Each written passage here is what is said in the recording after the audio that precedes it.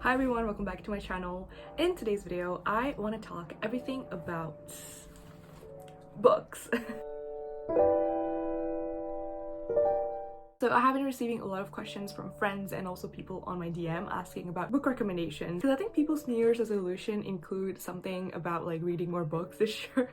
So I thought that's why people have been asking me, and I really want to use this video to recommend you guys some books that you can start reading from if you're not used to reading. I think these are books which are not too long and I think easy to read as compared to other books that I have sampled so far. So let's get into it. Okay, first I want to talk about fiction. The first book or author that I want to recommend is Matt Haig. I first read Midnight Library, I think beginning of last year, or like around April time last year, and Midnight Library talks about basically a girl named Nora, I forgot her name, who suddenly got transported into this library where she could basically pick any book, any sort of chapter that she likes, and that will be her life. If I'm not mistaken, because I read this last year. This book really teaches you about mental health, about regrets, and about life in general, and I think I actually finished this in one sitting. It is actually that easy to read. At the time, mental health was not something that I resonate with, like it's not an issue that I care about, but nowadays it is, and I wish that I had read this actually around this time rather than last year. And the author Matt Haig has a lot of other books around these topics like mental health and things like that. I'm currently reading his book How to Stop Time, but I don't know, I feel it's a bit slow burn, but this is a really good book to start with if you are interested in that topic. Right, the second author that I want to recommend is Mitch Albom. I think Mitch Albom's books are just super easy to read. They are very light-hearted, but in a way carry so much meaning about life and what you want to use his life for. Tuesdays with Morrie is probably my favorite so far. His most famous one is The 5 People You'll Meet in Heaven. I also read the sequel, if I'm not mistaken, it was The 5 More People You Meet in Heaven or something like that. I read both of them. I think they're amazing. It kind of gives you this alternative view of what an afterlife could be, but I think that's not his point, but his point is more around valuing life. I think in this book he uses himself as the main character who meets with Morrie, who is, I believe, his professor back in the days, but I'm not sure if this is based on true story or not. But basically he got to meet with Morrie, the professor, every single week before he died, and it just teaches you the spirit of someone who knows that his days were numbered and how he sort of approached embracing death. And I think this is such a beautiful book. I cried a lot of times in this book. It teaches me also something about the insignificance of how the society portrays success as. I think one of the lines, I can't really remember, I'm paraphrasing this, but the lines was like, what's so wrong about being number 2? Why do we always have to be like the first person? Like, why do we always have to be the best? And I think that is such a strong message. It really hit me to the core because I've always been that person who really wants to strive for only the best, but this book really just like grounded me and humbled me. Really easy read as well, I think. Well, not easy in the sense that it carries so much meaning, but yeah, it's I mean, it's not too thick as well. So I think I finished this in like 2 sittings or something. So yeah. Alright, the third author the third author for nonfiction is Haruki Murakami. I discovered Haruki Murakami during lockdown 2 years ago, and his first book that I read was Kafka on the Shore, and I think it was not a good choice because I was not prepared for Murakami. I was not prepared for how psychedelic his writing is, but now I love his writing so much exactly because it's so psychedelic and it's so raw, and the way he describes things in his books and just the way he writes, I feel like it's so romantic in whatever sense that is. It doesn't have to be like love relationship kind of romantic, but just the way he describes things and the way he sees the world and paint a picture of the world through his works is just incredible.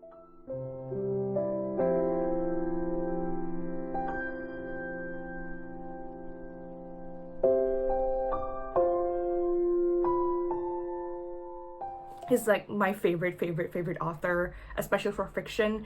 Men Without Women that I have here is basically a collection of short stories of what the world would be when men are deprived of women. It's a very interesting concept. I mean, this is how I make sense of this book. It just shows how delicate men could be without a women figure, or how crushed they could be when women are taken out of their lives.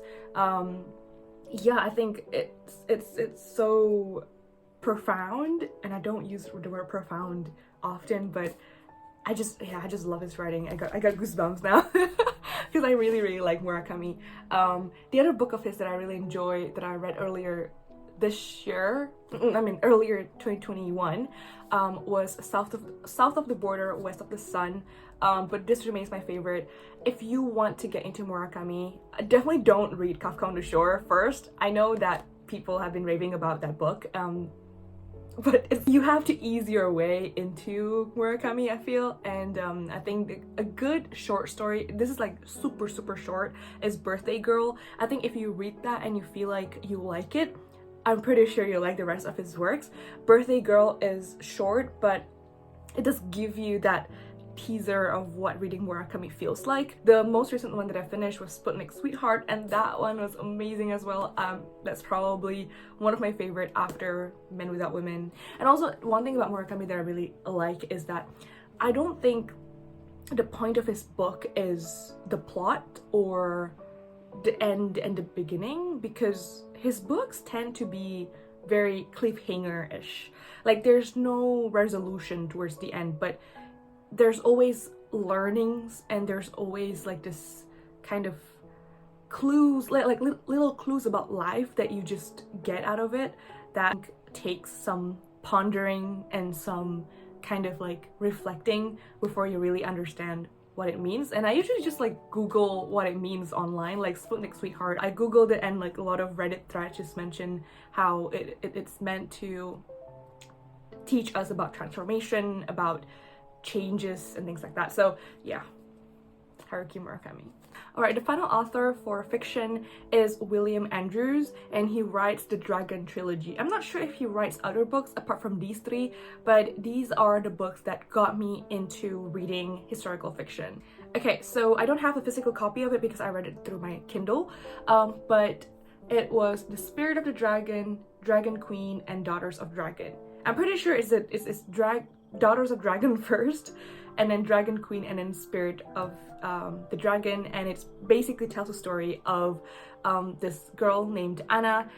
She is adopted, I think. She's Korean, but she was adopted into an American family, and then she basically tried to trace back her life back in Korea, and also her sort of families that came before her, basically the Korean family. And then it goes into the details of the Japanese annexation of Korea, the Korean War, and even a little bit before that, which is just an era that I really enjoy reading. I think I specifically love the era of World War One, or even before World War One. But yeah, that book was the book that introduced me to the world of historical fiction. Alright, next up I want to talk about the non-fiction books.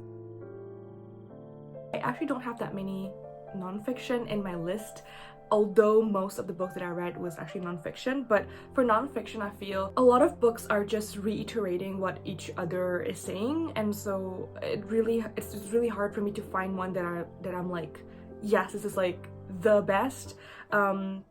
But yeah, I have three which are also like sort of entry-level, easy to read non-fiction. Number one is my favorite, the one that I always recommend to people because of just how life-changing it was for me when I read this, and also just how easy it is to read. It's Mindset by Carol Dweck. Well, ooh! I remember this now. I should pick this up like just outside of my house. Anyways, I think the key message is around having a growth mindset versus fixed mindset. I have certainly heard about it when I was younger, but I didn't really understand what growth mindset really mean. because I thought I had growth mindset. You know, I thought like, oh yeah, I'm like hardworking, I can learn something if I don't know it. But growth mindset is so much more than that. It's like this belief that it's not necessarily talent that makes or breaks someone, but their perseverance and the growth mindset that someone has that allows them to basically learn anything and be good at anything. And this is such an antithesis to what I have known throughout my life. You know, I thought like if I'm not gifted in music or if I'm not gifted in sports, then I would naturally not be able to do those activities. This literally changed my life. I owe a lot to this book. This is basically my North Stars nowadays. Like the reason why I'm not afraid to sort of learn new things, because I know that I'm no longer sort of constrained by this idea that you have to be born with some innate talent to be able to do something, but you can train yourself to be good at something. So highly recommend this book. All right, the second one I don't have a copy of because I read it on my Kindle, but it's So Good They Can't Ignore You by Cal Newport. Basically, it is the idea of how passion is so overrated, and instead of looking for passion and looking for something, instead of finding something in you that you're supposed to do, pick something and just, it's kind of related to mindset in a way. Like just pick one area where you want to be really good at and be, I was gonna swear, but like be really good at it, and the rest will just follow. This couldn't just be like any areas. It should be something that is rare enough for you to build your career capital in and be the person that people go to, like for the specific area that you want to focus on. I made a post about this actually. I'll link it down below, but it's just basically around how I relate lessons that I learned from this book to choosing university majors. All right, final book is called The Art of Living by, I'm very sorry if I mispronounce his name, but it's by Thich Nhat Hanh. I'm sorry, I should have looked it up first, but I read this book 2 years ago, but it left a really profound, again the word profound, impression in me in a way that it changes the way I see happiness and the way I see mindfulness. Okay, I'm gonna read out to you like this specific paragraph that really stuck to me. So it says, I once had a chance to visit the Buddhist Ajanta caves in the state of Maharashtra in India. They are entirely carved out of the mountain rock. Nothing was brought from the outside to make those caves. The temples were simply dug out of the rock. The more rock they removed, the larger the caves became. Touching our true self, our true nature is like that. All the things we think we've got to find on the outside are already inside us. We need only to clear some of the rock obstructing the way in order to reveal them. We already are what we want to become. Oh my god, I got goosebumps again, because I think all my life I've always been like searching for meaning outside of myself. I've been searching for, basically searching for something, where in reality everything is already within us and we just need to bring out the best out of us. And the sort of mountain rock analogy that he uses here is just very beautiful. It teaches you about peace, about mindfulness, about happiness. It doesn't matter what religion you have. I think it is a very accessible book. So guys, there you have it, the books that I recommend for you guys who are starting out reading this year, and I hope that you do get to carve out the habit of reading through some of these recommendations. And if you have any other book recommendations that you think also fit the sort of the bill of like easy to read first timer type of books, then please also leave them in the comment section down below. And yeah, thank you so much for watching my video, and I'll see you in my next one. Bye.